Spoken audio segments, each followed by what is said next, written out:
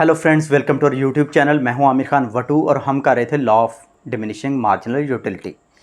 Law of diminishing marginal utility को हमने start से लेकर एंड तक करने की कोशिश की। हमने उसकी डेफिनेशन की और उसकी एक्सप्लेनेशन की through table and graph. Last में उसकी लिमिटेशंस बाकी थी। लिमिटेशंस वो केसेस हैं जहां पर law of diminishing marginal utility work नहीं करेगा, ठीक है। और जब हमने देखा कि law of diminishing marginal utility क्या है कि कंज्यूमर जब किसी गुड के यूनिट्स कंज्यूम कर रही है तो उसकी मार्जिनल यूटिलिटी फॉल करती जा रही है, डिमिनिश करती जा रही है।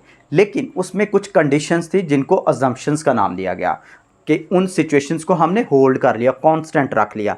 अगर वो अजम्पशंस हम कांस्टेंट रखेंगे तो फिर ही जाकर लॉ वर्क करेगा, ठीक है ना। तो अगर हम उनको कांस्टेंट ना रखें, यानी कि हमने वहाँ पर ये भी एज्यूम किया कि जो कंज्यूमर है वो कंटिन्यूस यूज़ कर रहा है उस चीज़ का, अगर उसमें गैप आ जाए, ठीक है ना।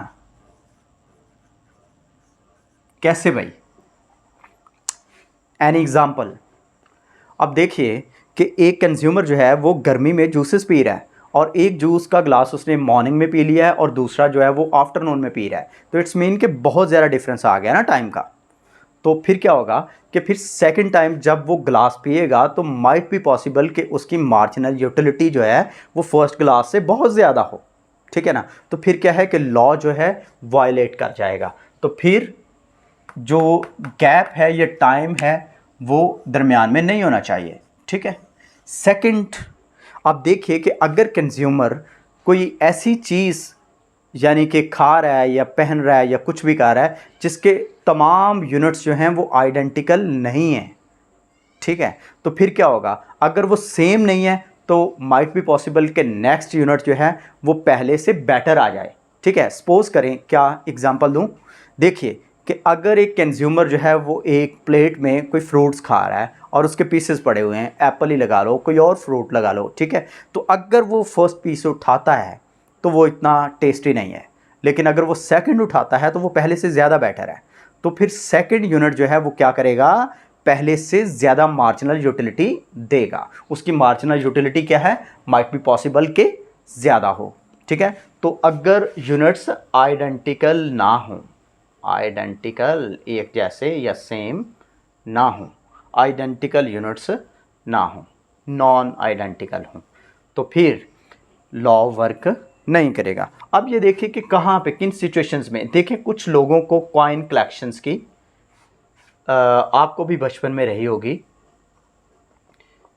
ठीक है, कॉइन कलेक्शंस या फिर टिकट कलेक्शंस। तो इस तरह के जो भी जो है ना वो लोग जो होते हैं वो क्या करते हैं कि उनके पास जब न्यू कॉइन आता है कोई नया, तो क्या सोचते हैं वो पहले से भी बेटर फील करते हैं। तो अगर वो पहले से बेटर फील करें तो इट्स मीन कि उनका यूटिलिटी लेवल डिमिनिश नहीं किया बल्कि इंक्रीज़ कर गया है।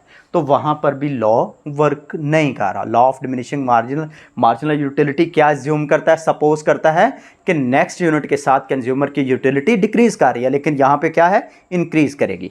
अगर कोई ऐसी रेयर प्रोडक्ट है, ठीक है, कोई यूनिक प्रोडक्ट है, ठीक है ना, तो इस केस में भी क्या होगा कि ये लॉ जो है वायलेट कर जाएगा, क्योंकि इन केसेस में जो रेयर प्रोडक्ट्स होती हैं, कोई भी इसकी नया यूनिट आता है तो कंज्यूमर बेटर ही फील करता है, ठीक है। तो इन सिचुएशंस के अंदर क्या है कि law of diminishing marginal utility work नहीं करेगा। तो ये रही इसकी लिमिटेशंस। इसके बाद इस लॉ की इम्पॉर्टेंस भी है। इसकी इम्पॉर्टेंस जो है वो हम यहाँ पे इस टॉपिक में शामिल नहीं कर रहे, क्योंकि जो है ना वो law of diminishing marginal utility जो है वो डिमांड की बेसिस भी बनता है, वो गवर्नमेंट के लिए भी हेल्पफुल है, वो फाइनेंस के लिए भी हेल्पफुल है और वो बिजनेसेस के लिए भी हेल्पफुल है। लेकिन किस तरह से है ये आप नहीं सीख सकते जब तक कि आप उस स्टेज पर ना जाएं। तो जो ही वो चैप्टर्स आएंगे, वो टॉपिक्स आएंगे, हम देखेंगे कि इनमें law of diminishing marginal utility इनकी बेस बना था। लेकिन आप याद रख लिए कि law of diminishing marginal utility economics में बहुत ही इंपॉर्टेंस रखता है। Thank you so very much. Wait for the new law, that is law of equi marginal utility. Thank you. Next lecture के अंदर मिलते हैं।